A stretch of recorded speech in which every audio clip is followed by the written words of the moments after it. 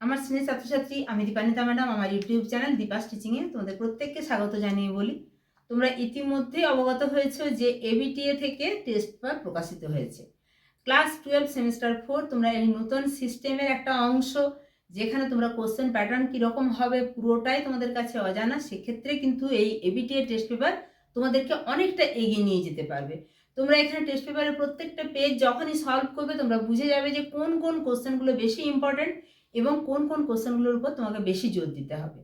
আমি এর আগের ভিডিওতে তোমাদের ফান্ডামেন্টালস অফ ফিজিক্যাল জিওগ্রাফি অর্থাৎ পার্ট এ এর কোশ্চেনগুলো আলোচনা করেছি AC7 পেজ থেকে। আজকে AC7 পেজ থেকে ফান্ডামেন্টালস অফ হিউম্যান জিওগ্রাফি, যেখানে 2 নম্বরের 2টি কোশ্চেন, 3 নম্বরের 2টি কোশ্চেন করতে হবে, কিন্তু 4টি করে কোশ্চেন দেওয়া থাকে। প্রত্যেকটি কোশ্চেনে আলোচনা করব এবং 2 নম্বরের প্রশ্নগুলোর কিন্তু উত্তরও রেডি করে লিখে দিয়েছি। তাহলে দেখতে থাকো। দেখো, পার্ট বি তোমাদের হিউম্যান জিওগ্রাফি।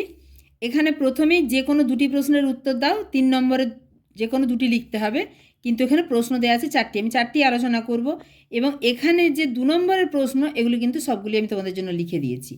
প্রথম প্রশ্ন, গ্রামীণ জনসংখ্যার উপর প্রব্রজনের প্রভাব। অর্থাৎ গ্রামীণ জনসংখ্যাকে যে প্রব্রজন বা মাইগ্রেশন প্রভাবিত করে, তার প্রভাব যদি আমরা দেখি তাহলে গ্রামে কিভাবে মানুষ শহর থেকে গ্রামে যাচ্ছে বা গ্রাম থেকে গ্রামে যাচ্ছে সেই প্রভাবগুলো আমি তুলে ধরব। তোমরা শুধু এইটুকু লিখবে, এতেই হবে। গ্রাম থেকে গ্রামে পরিব্রাজন, জীবিকা নির্বাহের সুযোগ বৃদ্ধি বা বিবাহ, এই কারণেই গ্রাম থেকে গ্রামে পরিব্রাজন হয়ে থাকে। এছাড়া কোনো কোনো কারণে শহর থেকে গ্রামে পরিব্রাজন হয়। আমরা কিন্তু ম্যাক্সিমাম ক্ষেত্রে শহরে পরিব্রাজন দেখি, অর্থাৎ মানুষ উচ্চশিক্ষা বা বেশি আয় ইত্যাদির জন্য শহরে যায়। কিন্তু শহর থেকে গ্রামে কী কারণে আসে? কর্ম থেকে অবসর গ্রহণের পর গ্রামের বাড়ি ফেরার আকাঙ্ক্ষা, সামাজিক প্রতিপত্তি বৃদ্ধি, মানে সেই সামাজিক প্রতিপত্তি বা গ্রামে একটা বাড়ি থাকবে সেখানে গিয়ে কিছুদিন কাটানো। তাছাড়া বিবাহের কারণেও মানুষ শহর থেকে গ্রামে যায়। স্বল্প ব্যয়ে দূষণমুক্ত পরিবেশে জীবনযাপন করা, গ্রামের পরিবেশ অনেক বেশি দূষণমুক্ত, এই কারণেও কিন্তু গ্রামে মানুষজন যায় এবং গ্রামীণ জনসংখ্যার উপর পরিব্রাজনের এভাবেই প্রভাব পড়ে। এইটুকু লিখলেই কিন্তু তোমরা 3 নম্বর পাবে। অর্থাৎ গ্রাম থেকে গ্রামে পরিব্রাজন এবং শহর থেকে গ্রামে পরিব্রাজন, অর্থাৎ গ্রামে পরিব্রাজন ব্যাপারটা তুলে ধরতে হবে। চলে যাব পরের প্রশ্ন। পরের প্রশ্ন আছে জনবিবর্তন মডেলের দ্বিতীয় এবং তৃতীয় পর্যায়ের মধ্যে পার্থক্য। জনবিবর্তন মডেলের দ্বিতীয় পর্যায়, তোমরা কিন্তু দ্বিতীয় পর্যায়, তৃতীয় পর্যায়, ইভেন প্রথম পর্যায় পুরোটাই স্ক্রিনশট নিয়ে নিতে পারো। আমি ভালো করে পুরোটা তোমাদেরকে ছবি দেখাচ্ছি।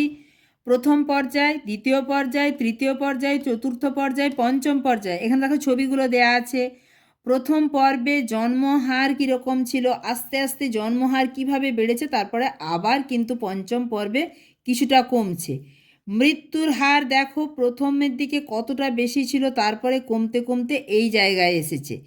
এই যে প্রথম পর্বের কথা আমাদের জানতে চায়নি, আমাদের চেয়েছে দ্বিতীয় পর্ব এবং তৃতীয় পর্ব। আমরা প্রথম বৈশিষ্ট্য সহ তুলে ধরব। দ্বিতীয় পর্যায়ে যেটা হয়, উচ্চ জন্মহার এবং মৃত্যুহার নিম্নমুখী। এই পর্যায়ে দ্রুত জনসংখ্যার বৃদ্ধি ঘটে, শিল্পায়নের সূচনা, স্বাস্থ্য ব্যবস্থা ও খাদ্য তথা পুষ্টি ব্যবস্থার উন্নয়ন, আর্থিক উন্নয়নের সূচনা, জীবনযাত্রার মানের স্বল্পোন্নতি। এই দ্বিতীয় পর্যায়ে অবস্থান করছে বাংলাদেশ, পাকিস্তান, আফ্রিকার কিছু দেশ। তৃতীয় পর্যায়ে কি হয়, নিম্নমুখী জন্মহার, জন্মহার অনেক নিয়ন্ত্রিত হলো বা কমে গেল, সেটা মানুষের জনসচেতনতার কারণে। এবং নিম্নমুখী মৃত্যুহার, মৃত্যুহারও কমে গেল, মূলত স্বাস্থ্য ব্যবস্থার উন্নতি বা চিকিৎসা ব্যবস্থার উন্নতির কারণে। অর্থাৎ এই পর্যায়ে জনসংখ্যার বৃদ্ধি হ্রাস পায়, জনসংখ্যা কমে যাচ্ছে ক্রমশ। আধুনিক কৃষি, শিল্প, ব্যবসা বাণিজ্য ভিত্তিক অর্থনীতি, সবল সমাজ ও অর্থনীতি, নগরায়ন বৃদ্ধি পায়, চিকিৎসা ব্যবস্থার উন্নতি ঘটে। তাহলে দ্বিতীয় পর্যায় এবং তৃতীয় পর্যায়ে তোমাদের জানতে চাওয়া হয়েছে, এটা তুলে ধরবে।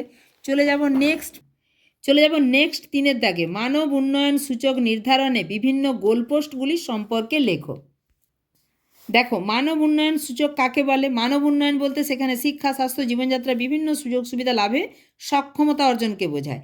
ইউএনডিপি একটা সংজ্ঞা দিয়েছে, তাতে বলছে যে মানব উন্নয়ন এমন একটি প্রক্রিয়া যা প্রধানত মানুষ তার দীর্ঘ সুস্বাস্থ্য, শিক্ষাগত যোগ্যতা এবং ভালো জীবনযাত্রার মান অর্জনের জন্য নিজের পছন্দের সুযোগকে আরও বেশি প্রসারিত করতে পারে।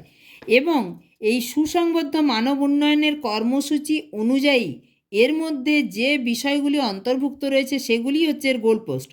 অর্থাৎ জন্মকালীন প্রত্যাশিত গড় আয়ু, লাইফ এক্সপেক্টেন্সি অ্যাট বার্থ, বয়স্ক, সাক্ষরতা, বিদ্যালয়ের নথিভুক্তকরণের অনুপাত, শিক্ষার সূচক, মোট অভ্যন্তরীণ উৎপাদনের সূচক বা জিডিপি ইন্ডেক্স, নিরাপদ জলের সুবিধা পেয়ে থাকে এমন জনসংখ্যার হার, কম ওজনের শিশু সংখ্যা, দৈনিক আয়, দারিদ্র্য সীমার নিচে বসবাসকারী জনসংখ্যা, জনসংখ্যা বৃদ্ধির হার, পৌর জনসংখ্যার হার, প্রজনন হার। এই প্রত্যেকটা তোমরা স্ক্রিনশট নিয়ে নাও এবং তোমরা লিখে নিবে। আমি এই পুরোটা পিডিএফ দেওয়া সম্ভব হচ্ছে না, কারণ এতে প্রচুর টাইপ করতে সময় লাগছে। পরের প্রশ্ন বা 4 প্রশ্ন, উন্নয়নের প্রতি অধ্যাপক অমর্ত্য সেনের মতামতটি সংক্ষেপে লেখো। এটিও 3 নম্বরের প্রশ্ন, একটুখানি বড় করে লিখবে। অমর্ত্য সেনের সক্ষমতা দৃষ্টিভঙ্গি। আধুনিক অর্থনীতিবিদ ও উন্নয়ন চিন্তায় অমর্ত্য সেনের সক্ষমতা দৃষ্টিভঙ্গি অনুযায়ী মানুষের স্বাধীনতা, সুযোগ এবং পছন্দের বাস্তবায়নই উন্নয়নের আসল মাপকাঠি। অর্থাৎ মানুষের শুধু আয় বা টাকা পয়সা বৃদ্ধি এটাই হচ্ছে সমস্ত কিছু নয়। মানুষের স্বাধীনতা থাকবে, সুযোগ থাকবে, পছন্দ থাকবে, এবং এই দিকগুলো যখন মানুষ তার প্রত্যেকটা ক্ষেত্র উন্মোচন করতে পারবে, তখনই বলা হবে যে অ্যাকচুয়ালি সেই সমাজ বা সেই মানব উন্নয়ন সঠিক অর্থে ঘটেছে।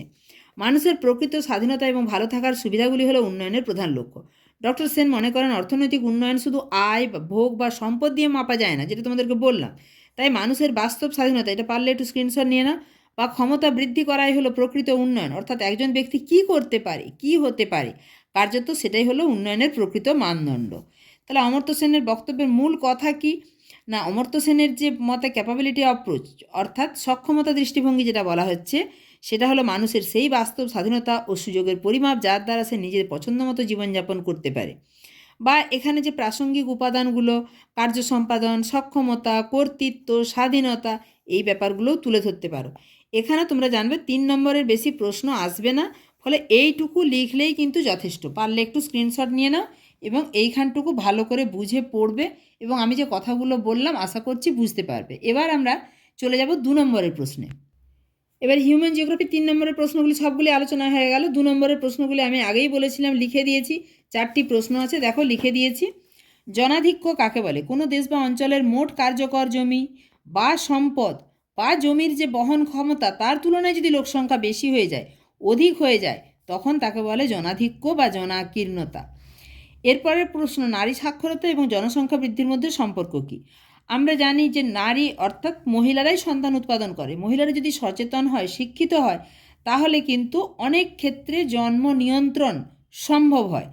সেই কারণে এই নারী সাক্ষরতা এবং জনসংখ্যা বৃদ্ধির সম্পর্ক যদি আমরা দেখি, এটা ব্যস্তানুপাতিক সম্পর্ক। অর্থাৎ নারী সাক্ষরতা বা মেয়েদের মধ্যে সচেতনতা যদি বাড়ে, তখন জনসংখ্যা কমবে। আবার মেয়েদের মধ্যে যদি শিক্ষার হার, সচেতনতা কমে, তখন জনসংখ্যার উৎপাদন বা জনসংখ্যা বাড়বে। অর্থাৎ এখানে বিপরীত বা ব্যস্তানুপাতিক সম্পর্ক।